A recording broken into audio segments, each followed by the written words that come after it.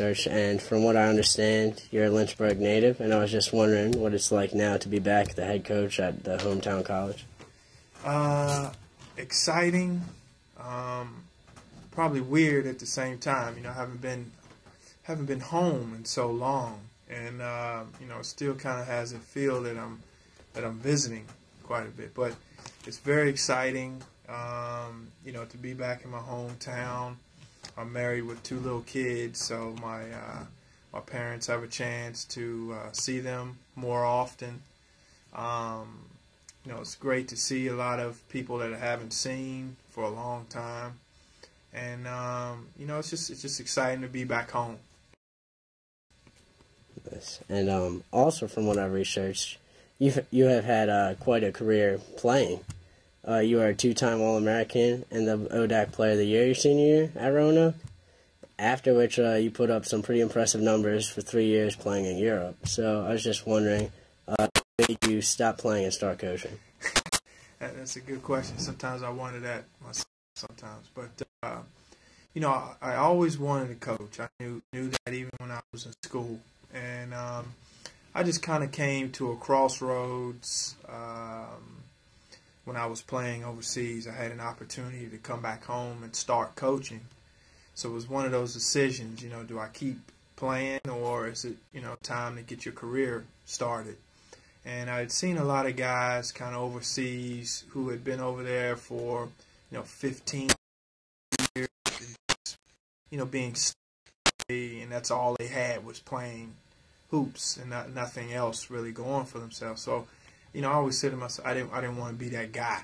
Now, you know, after 3 years, is that, you know, too soon? Sometimes I think, you know, I wonder what would happen if I kept playing.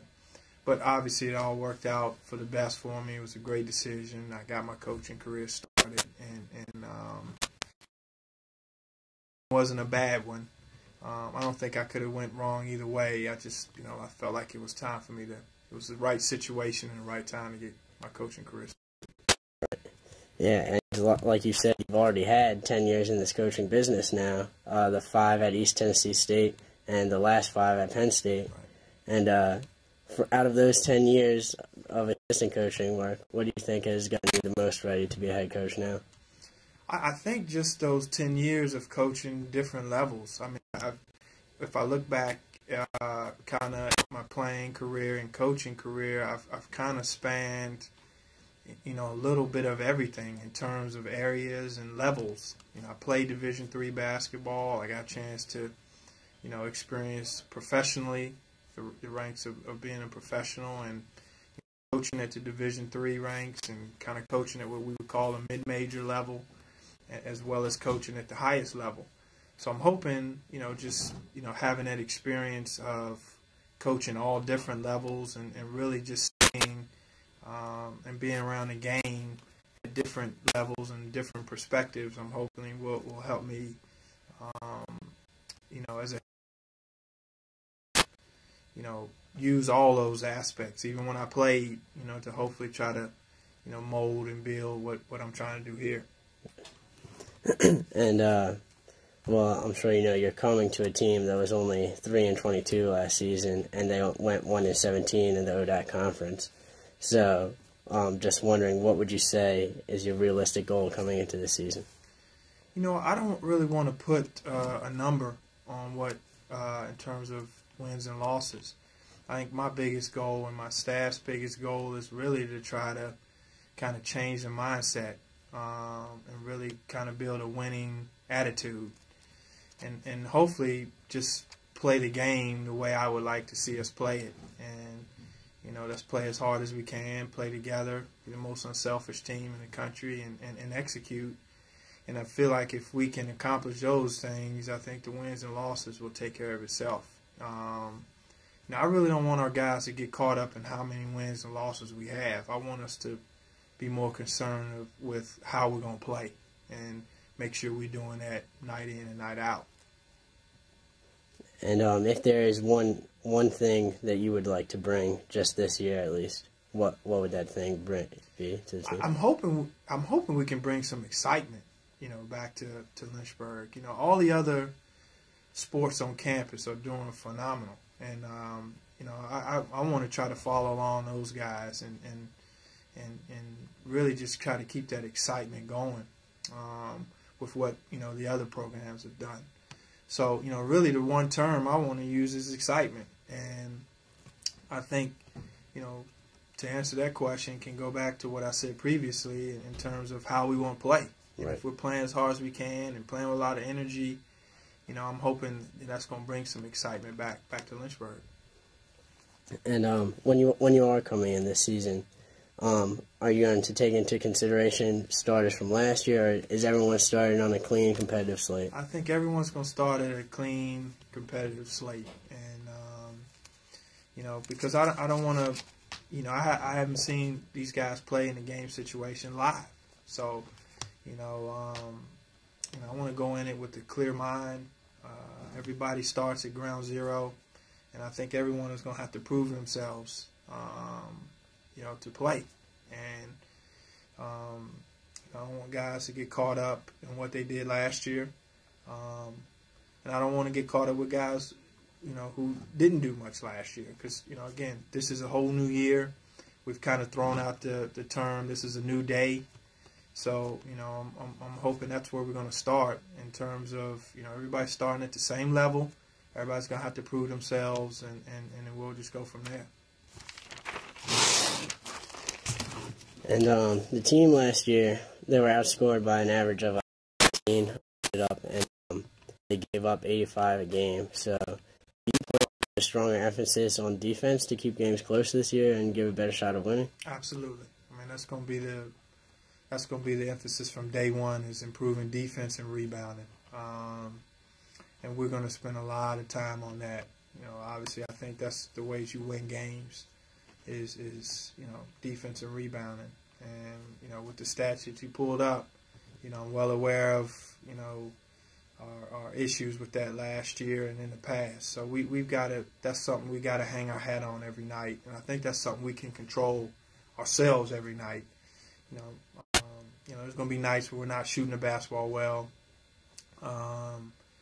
It's just not seeming to go in for us. But we got to be able to hang our hats on stopping people and rebounding basketball. And if we do that, we'll give ourselves a chance to win games.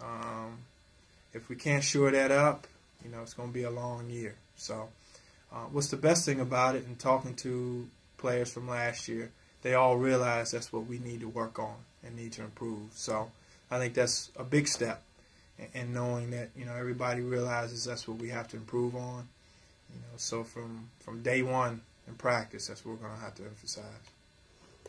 And the team also was 0-11 on the road. Do you think that's a mental block, and maybe there's something you can do just to get more comfortable on the road? Yeah, I think playing on the road for everybody in the country somehow brings some kind of stigma. And we have quite a few road games this year. I think we got 17 road games this year, so we got to try to figure that out. I've always been the type who really likes to go on the road and play, because I think that really kind of builds team unity. It's only you on the road. I mean, that's it. And I think going into someone else's place and winning a game, takes a lot to do. And it's a great feeling when you can do it. And I think it just really bonds your team. We've got a couple trips where we're going on the road this year, which I feel like will be great for us. We'll get a chance to hang out with each other. Those guys will get to know us a little bit more, and vice versa. And we're going to spend some time on buses. And so I'm actually, and my staff's actually, looking forward, to traveling a little bit. So, I think that the best way of doing it is winning one to kind of get past that mental block. So we're going to try our best to do that. But again, my personal opinion, I've always liked playing on the road, and really kind of sets other teams apart when you can go in there and win games on someone else's court.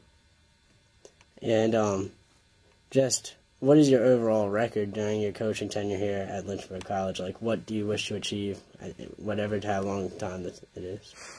Well, I hope to be here a long time.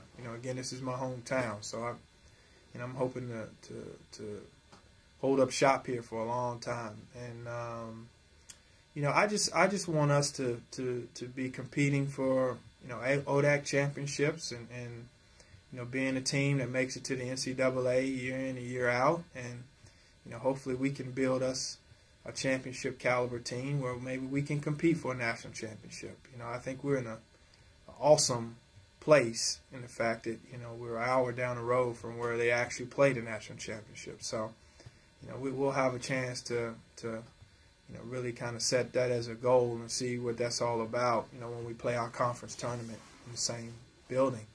But that's just my goal here. I want us to compete for ODAC championships, year in and year out, making it to the NCAAs and obviously competing, hopefully for a national championship one day.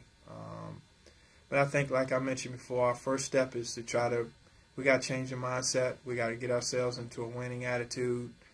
And then, I think the sky's the limit here.